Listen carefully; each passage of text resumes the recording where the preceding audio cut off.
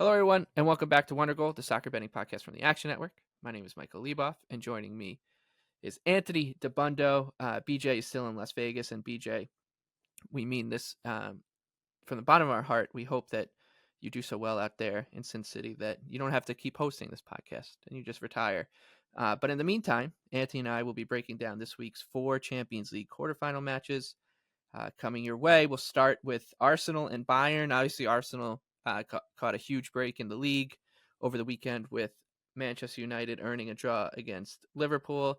And now they have a pretty quick turnaround to take on Bayern, a team that is in uncharted territory for this group, for this mob. They are out of it in the Bundesliga. The Bayer Leverkusen is going to coast to a title to end their, 10 or 11 year reign for Bayern, is it now? Lost count. So their sole focus will be on the Champions League, and they are traveling to the Emirates as a plus 350 underdog on the three-way line. They are plus 130 to advance. Arsenal is minus 130 on the three-way line. They're minus 160 to advance. The draw in 90 minutes here is 3-1.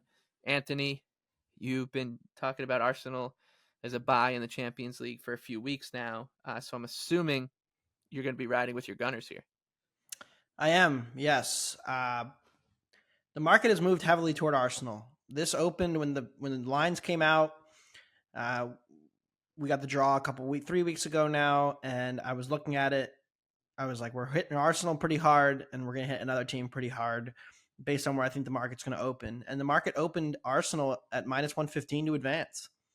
Didn't agree with it then, and the market has moved pretty solidly toward Arsenal. Now, there have been some Bayern injuries and some poor performances. Shout out to anybody who had Heidenheim with us over the weekend. Should have put them in the parlay because we didn't hit any of those either.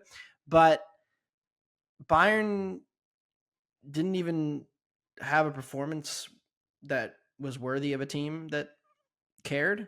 So I'm not really sure I'm going to dock them for what happened on Saturday. I mean, it was pretty lifeless, and they were up 2-0 and then kind of fell asleep and let Heidenheim back into the match.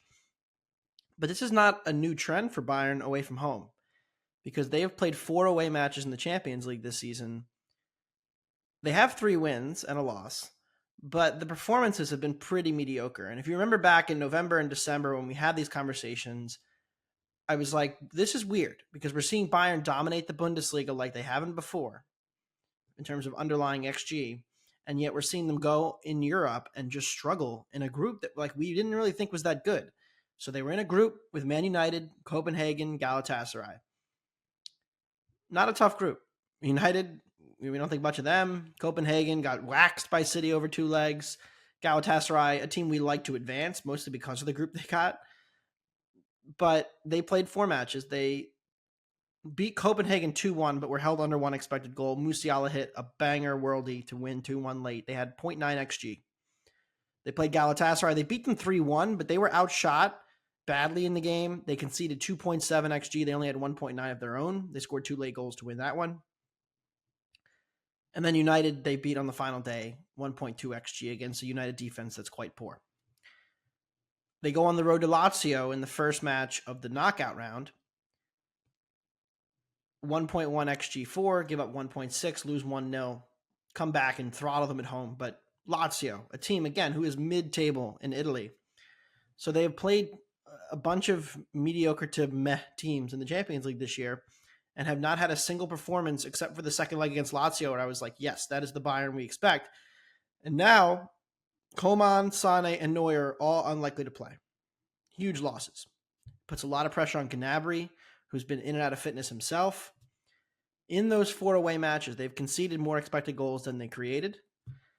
And, I think it's interesting that Arsenal struggled against Porto, but I'm kind of curious what you thought of that and if maybe we should just throw that out because of how dominant they've been in the league. Because it is interesting to me that they went into the Champions League and, went to penalties, almost went out of this tournament.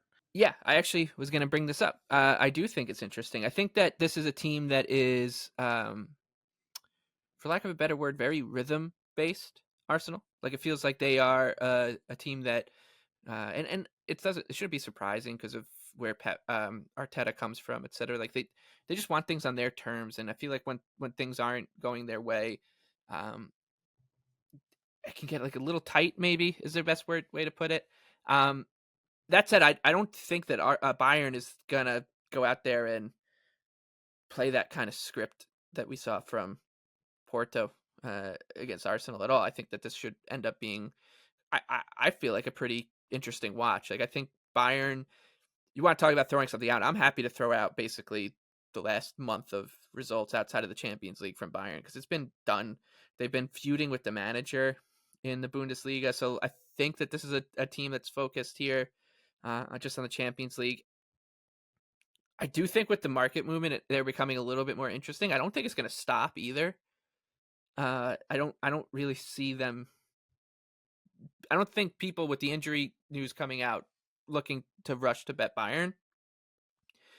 And I think it comes down to can they find a way to breach this Arsenal defense and get this game to be a little bit more helter-skelter than Arsenal wants. And I actually don't think it's all that crazy. This is going to be the biggest, European match that this team's faced, or in terms of how do we want to play? Like in terms of limelight, like this is an Arsenal team that still is getting its legs under him in that regard. Like it's not an all that experienced side.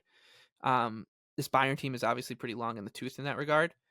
So I think that there are some intangible aspects that maybe make you want to nudge towards Bayern.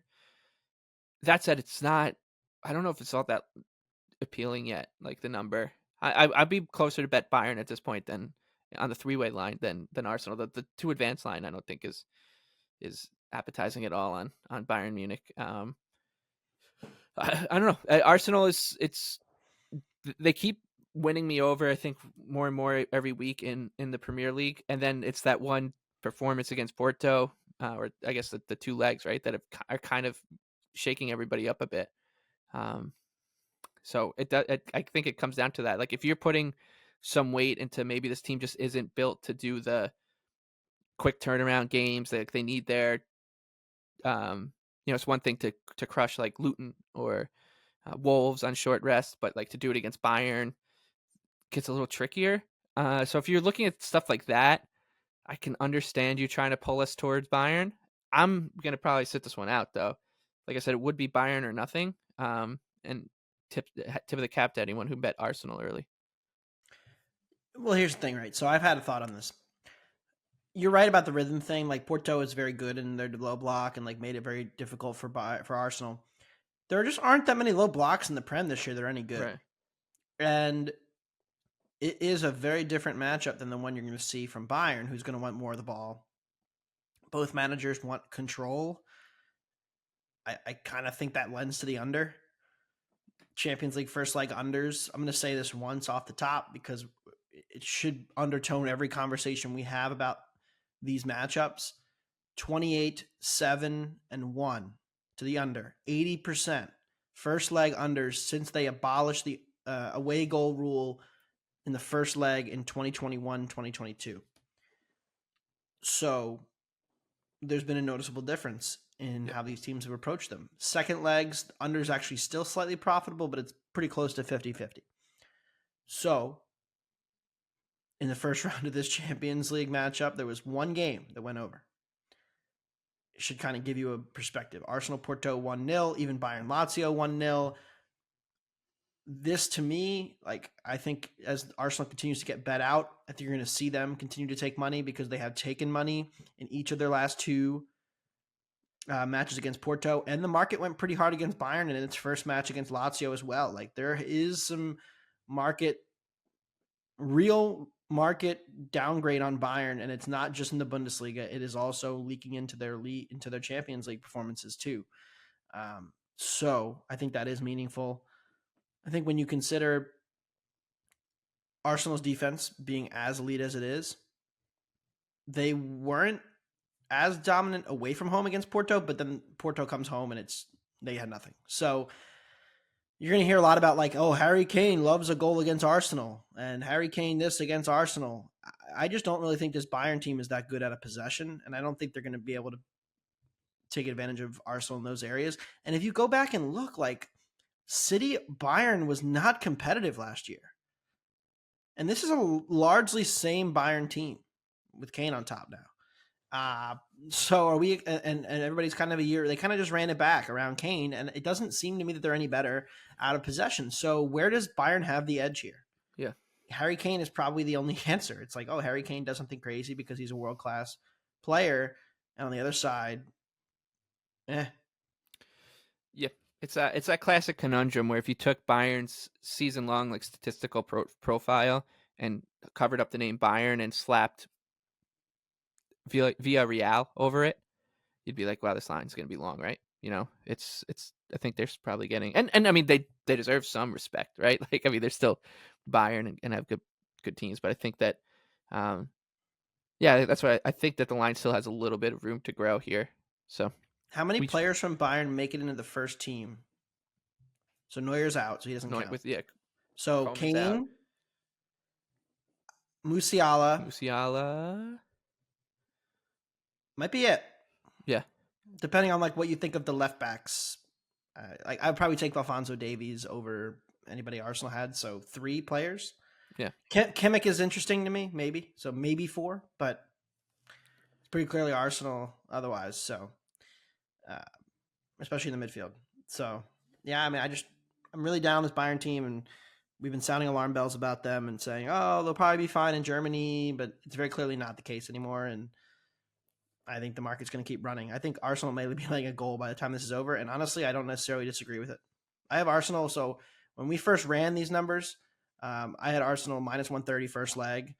But since upgrading Arsenal a little bit, Bayern's taken a hit because they keep losing in Germany. This is closer to minus 160 for me. Yeah. So I'm 130. I don't mind Arsenal in the first leg either. And BJ's writing the preview, so he's going to wax poetically. And you can read his preview if you want his thoughts. Although I can imagine where he might lean on this match. Yeah. Well, maybe BJ's got something up his sleeve for us. I think the next match, it's going to sound crazy. I think it's the most compelling match on the board of the 4. And when you hear the bet that I'm going to stump for, it's going to make no sense. But it's Real Madrid. They're plus 195 on the 3-way line at home. City's traveling is a plus 145 favorite. The draw plus 245. City is the biggest favorite to advance on the board right now. They're minus 215. Real Madrid plus 170. I do think if you have some interest in betting Real Madrid on the 3-way line, you might as well take some to advance as well. But I like the 0-0 here. I like the under here. I think that you talked about that trend already. We don't need to go into it. This match feels like it's going to be 2 teams just turning out the lights. Like I don't think that either side would be mad with this thing going back to the Etihad 1-0 either direction. I don't think either side would be too fussed about it being 0-0. I just think they're both going to want to. Ancelotti's shown and that he's a master at kind of big picturing these tournaments, like making sure that you're keeping both legs and the entire tournament kind of in the scope of your vision as you play these matches. And that is what I'm looking at here. And plus you got City. They're playing a ton of soccer, very high stakes soccer over the past few weeks. Now this short turnaround, they go from playing Aston Villa, they come back to win that one, going away over the weekend. Crystal Palace. They played Villa, then they had to come back, beat Crystal Palace over the weekend. They end up kind of putting it into cruise control late, but that game was a little more helter-skelter than we thought it was going to end up being. Now they have to make the quick trip to Spain, and I don't think that we're going to see either side try to shift out of third gear at all. You know, like this isn't a game that I think is going to 2 huge names in terms of like the weight of the clubs, 2 of the best clubs in the world. You got the most successful team in the European competitions in Real Madrid. You've got the best team in the world at City, and I think that this thing has a decent chance of ending 0-0. Yeah, I agree. I like under 2.5. I think draw's good too. There's been a noticeable improvement in Real Madrid's defensive metrics second half of the season. We talked about them in the fall. I think we faded them a bunch. We were saying I remember saying the line, like every competent team they play gets to 1.5 XG against them. That's no longer the case. First half of the season until January 1, this is La Liga only, they were giving up 1.1 xGA per match, which is not good for Real Madrid, really. It's much worse than they normally sit. It's like a 45 goal pace. That's not title-winning defense. Since then, 0.8 xG per match. Part of me, they have started to work Camavinga into midfield more. Tchouameni's gotten more minutes. They played less Modric and Kroos. I think that has helped their defense. And the funniest part is that it's come during this injury crisis where they have barely had enough center backs fit for all these matches. So they have struggled with injuries and yet played better. Tchouameni's played a lot of minutes at center back really well too. So they have found something that works defensively.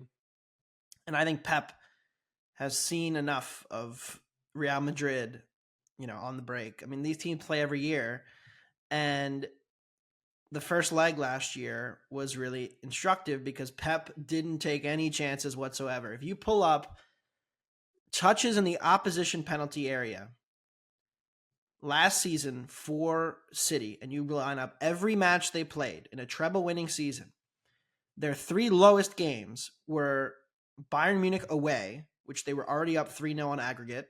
Makes sense. Okay, we'll say whatever.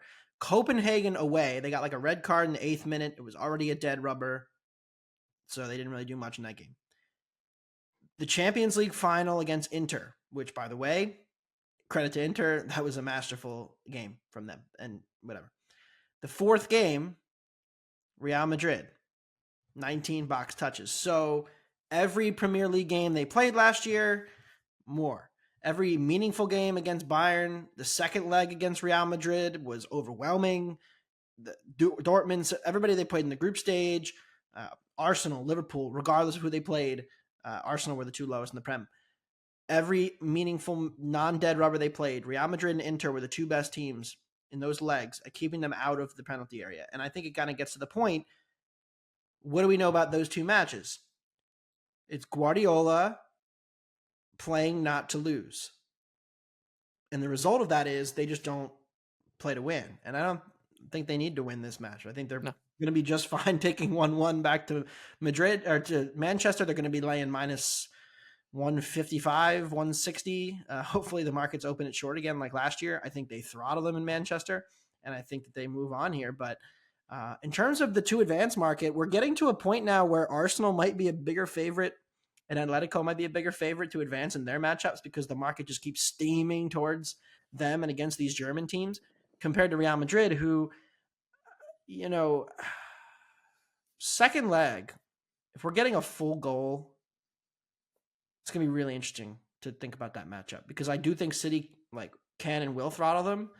But if Madrid gets up there in price, it's going to get interesting if I'm going to have to play back against what I think is going to happen just because the number gets so insane.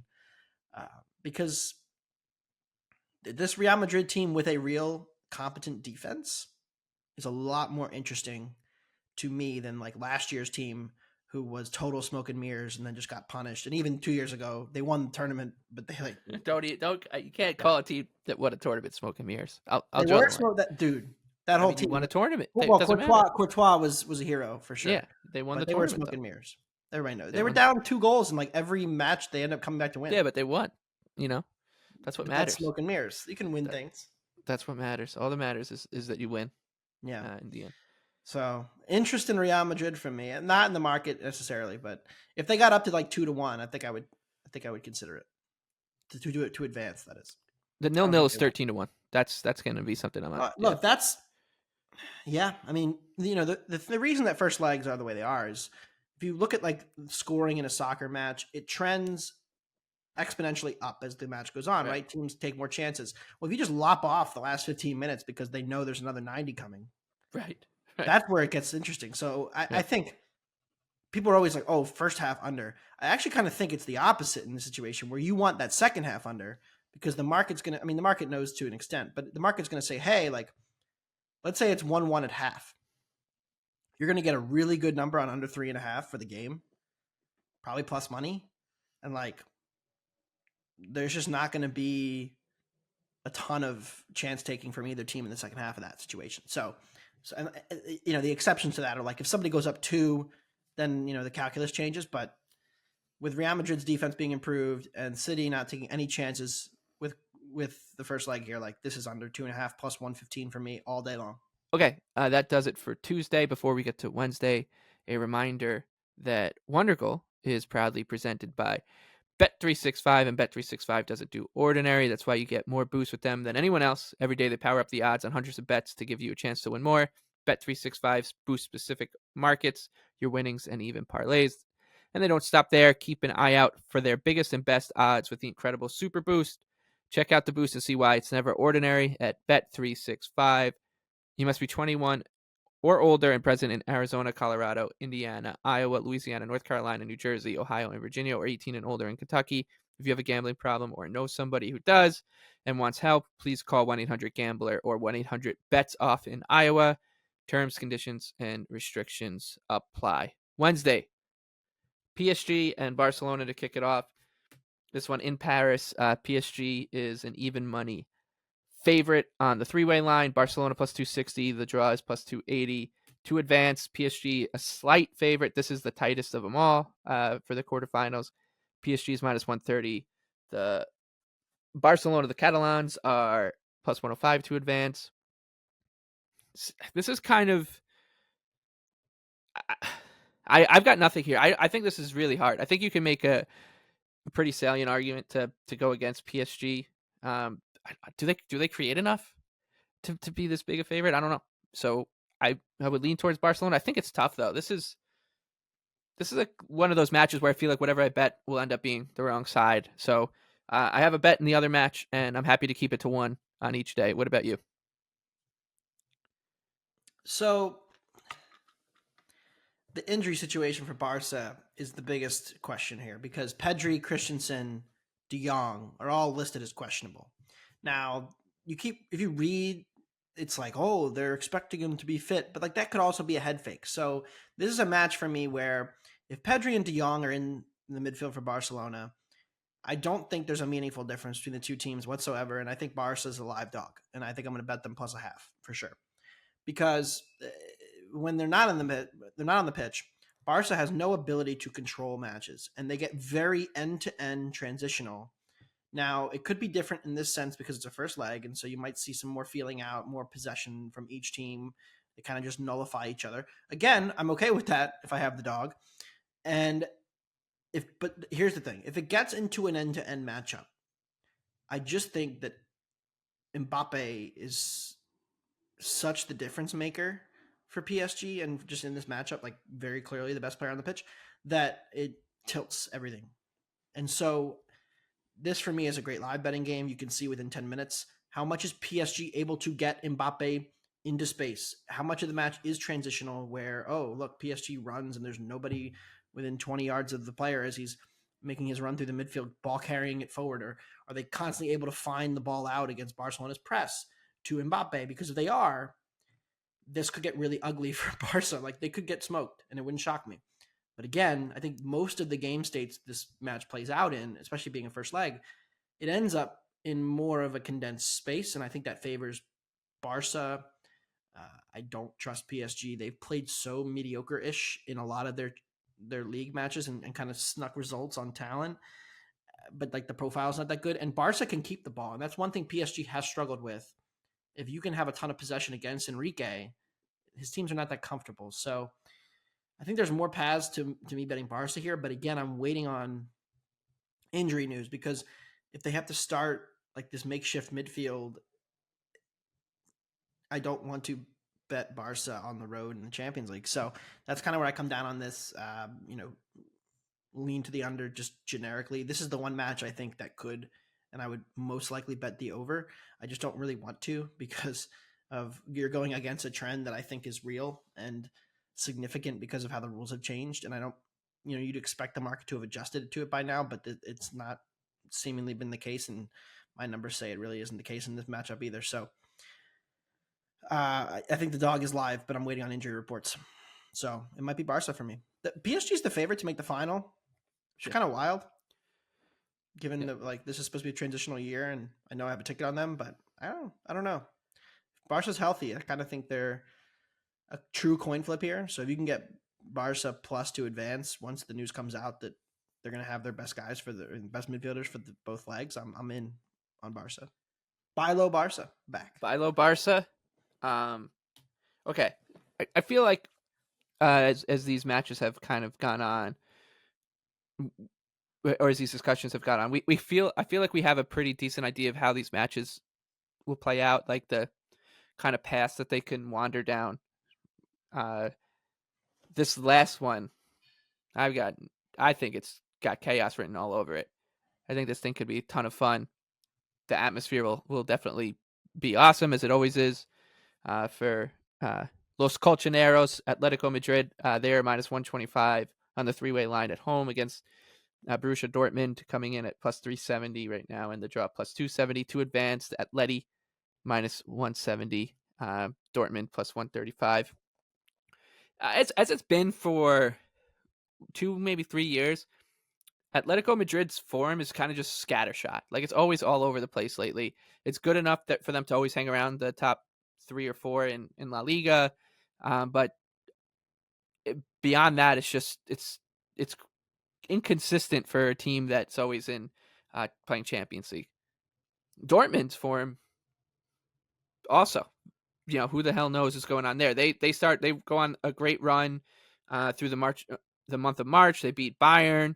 Then they kind of just get unlucky in a 1-0 loss to Stuttgart over the weekend.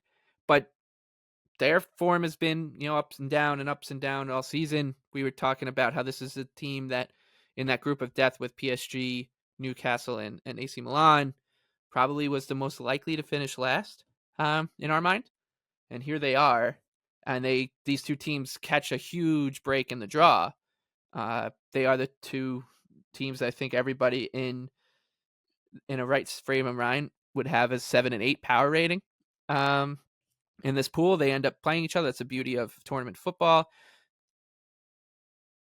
And I got no idea how this match goes, and I think that actually is good for the home team here. Like, I think Atletico Madrid has the makeup, they're clinical. They should be clinical. They got our boy Morata. I think that this price is okay to lay here at home, minus 125 against a Dortmund team that, like, clear 8th best team in the field. Clear, yeah, for me, not even close. This should be Inter. This should be PSV.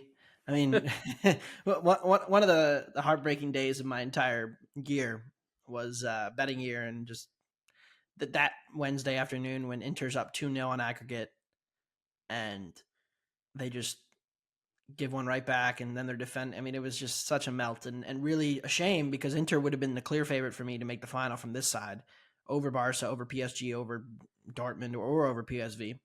And then PSV, I mean, how many times did Luke de Jong get in behind this defense and miss sitters?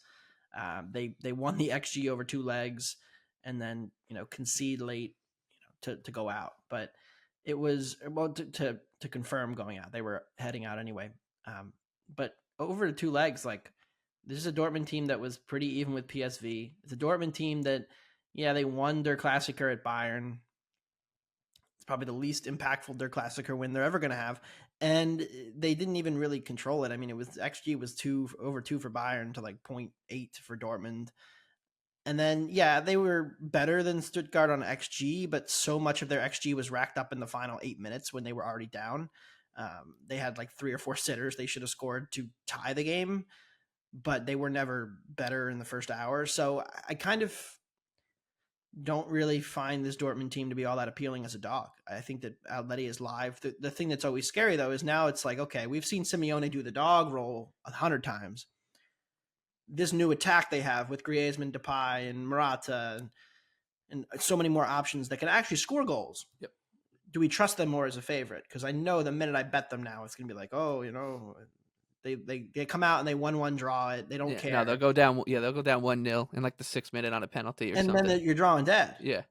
So, or are you? I mean, the attack is better, but generally speaking, you're drawing dead for that money line ticket. So I would almost rather lay the juice on the 2 legs because I trust them that much more than I would to lay the money line as a favorite in the first leg. Because I think if this comes down to it, they need to get a tie, or they need to grind it out against Dortmund late, or they need to hit Dortmund on the break in front of the yellow wall. I almost trust them more in that Yeah. role still, right? So I'd almost rather lay the 160, and obviously like it's a bigger number, but I'd rather lay that than lay the minus 125. But again, if you want action that's going to settle on Wednesday, I think Atleti's good. I just don't really think this Dortmund team is worth a damn away from home. Their defense is so bad. Like even so, the PSV match, they give up 3.3 xG over 2 legs.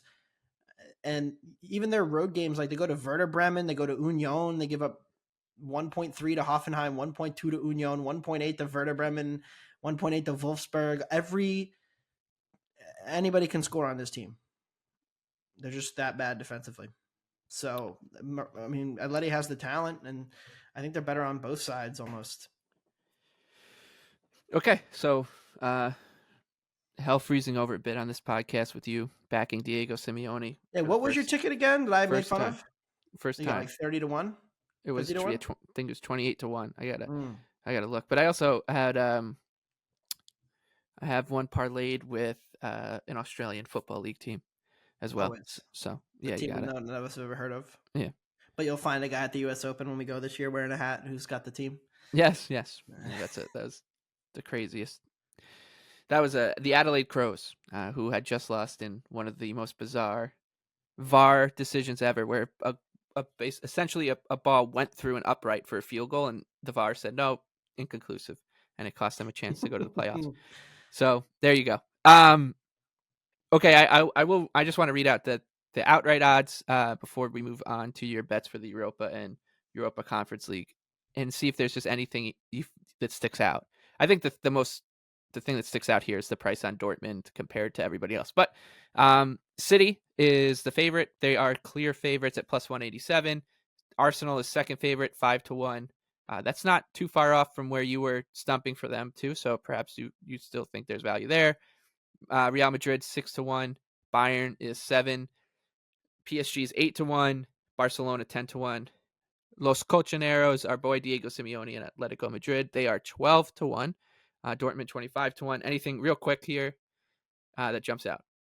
Yeah, I mean, it's still Arsenal for me. Okay. In a two-legged, we just watched Guardiola and Arteta play 2 matches this year that, I mean, broke football. No team got to 1 xG in either match. So if they play in the Champions League over 2 legs in April in the semifinal, which I do think is going to happen, I like I said, I like Arsenal. I think I gave them out 6 or 7 to 1 on this pod. They're my team in the Champions League that I've been backing. What is the gap in a 2-legged tie? Because over 38 in the Premier League and in my power ratings, like, yes, I still think City's the better team because they have more attacking firepower. But over 2 legs, where both managers are so paranoid about losing and conceding anything that neither ends up happening, is that not like almost a coin flip? And so if Arsenal is priced about the same, maybe a little worse, to beat Bayern as City is to beat Madrid, and then we think it's going to be like kind of a coin flip in the semis, and then whoever wins that is the favorite in the final by a wide margin, how is it that this price between City and Arsenal is so different? Plus 160 versus 5 to 1, that's 20% implied odds. I don't really agree with that. So I still think the best bet on the board is Arsenal. On the other side, it's probably Atleti. But again, it's of course correlated to the 2 strongest positions I have in this round, which is that Arsenal is going to whip Bayern and that Atleti is going to beat Dortmund. So I naturally think that those 2 teams are interesting to me. But yeah, Atleti, I just don't think their defense can hold up in a final. It's kind of funny that we're saying this about Atleti, but like if they made a final, obviously 28 to 1, great ticket. But at 12 to 1, it's like, oh yeah, we're gonna be a big dog in the final to City or Arsenal. Arsenal will be interesting, but like City, I kind of think would just break down this defense and win. But you never know. It's one match, right? That's the beauty of it.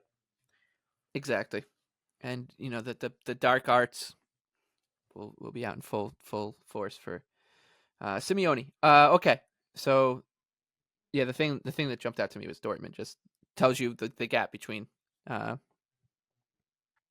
and the rest of the field. If Dortmund got PSG in the semis, like they got smoked by PSG in both meetings. Yeah. So how competitive are they in this one? I don't think they're that good. Okay, on to Europa League. Any best bets here? Some really fun ones, honestly. Our Atalanta ticket, the one team I didn't want, we get. That sucks. Didn't want Liverpool. We got them. Um, I think that they're catching a goal and a half at Anfield. It's a little high for me. I have it like a goal and a quarter. How much worse is this Atalanta team than like Chelsea, who just went to Liverpool and got a goal? So I kind of think that Atalanta is interesting as a dog, but I'm much more interested in backing them at home in a week. So I'm hoping that it's like 2-1, and then I can get plus 3/4 at home. And we're going to hammer time Atalanta at home against Liverpool because, look, I know everybody's going crazy about today's result where Liverpool kind of tweaked their approach. They didn't go as aggressive as they were in the FA Cup. They went a little more not as press heavy tonight, Sunday, that is. And they dominated the first half. But then they kind of still gave up a ton of transition looks in the second half as they kind of reverted back to it a little bit. And I just think this Liverpool team away from home right now is a little bit dicey. So I don't think they're as good as the market thinks away from home. So I'm going to pass on Atalanta this week. Look to play them next week. Milan, Roma. I think Roma's marginally better. And I think Roma's a plus a half dog. It's the situation where I would take the plus a half on either side. So I may even come back on Milan next week. But in the first leg, I'm betting Roma plus a half, minus 115, minus 120 against Milan. Trust Roma's defense way more. And think this Milan defense has a lot of flaws. So that's where I come down on this matchup. Even though Milan's second in the table, Roma's in fifth. Don't think there's a huge gap between the two teams. And then that's it for me from official plays. I want to dig more into Leverkusen and West Ham because this one screams first leg under to me. But the West Ham defense is so bad that it could be a bit of an issue. Leverkusen is at their best in Germany when teams in Germany like to press. They come after them, and they're good enough in possession. They can find the wing back on the outlets. They just tear apart presses. Well, you're facing West Ham. You're not going to get a press. You're not going to get anything. You're going to sit deep and say, good luck breaking us down. And Frimpong, and especially, is so good at getting in behind on the one side. Grimaldo comes in late. Like, they have really dominated wide areas this year. But that's just going to result in a lot of crosses. And I don't really know that the numbers, like, we're going to get there against this Leverkusen team with West Ham sitting deep. I don't know that there's going to be enough for Leverkusen to get to this total. So I like the under there a little bit in the first leg. And then Benfica Marseille, kind of uninterested in both teams. So I'm passing there on that one. But excited to get into Europa League. Beach and I are going to do a split column. We're going to break down each of the matches a little bit. So we'll have some analysis on that in the app probably Wednesday. And then Conference League, of course, Lille, my ticket there, which I was loving. We also got the toughest team left in the draw in Aston Villa, but Lille's very good in possession. They're very comfortable having the ball, playing the ball, and using their pace in behind, which if you've listened to our Premier League shows, Aston Villa has struggled against teams who have good ball-playing players in the middle of the park who can send balls in behind and use pace to exploit their very mediocre and continually getting worse defense. I think Villa is a corpse right now defensively, and I think they're worth fading. Like Lille plus 125 to get a result in the first leg. I think they're, certainly allowed to advance as well. Okay, that'll do it for us. We'll be back on Thursday morning to preview another weekend of Premier League matches and take us down the stretch here. It's basically every week, Sunday, Wednesday recordings for us until we get a little bit of a break and then right into the Euros. We'll have more on that, as I keep saying, as we get closer to the tournament. But until then, can you believe it's only 6 weeks left until the Premier League season is over? Yeah. May 19th. We are 6 weeks away. Crazy. Yeah. It's great. It's should be a good stretch run. I'm just happy that Everton has won for the first time since December 16th. Made it a little bit easier, but hey, I'm expecting to wake up one morning this week with another points deduction, so we'll see how that goes. But that is stuff for the midweek show. We'll be back then. Best of luck with your bets on Tuesday and Wednesday in the Champions League. And hopefully, BJ, you're doing well on the tables, man.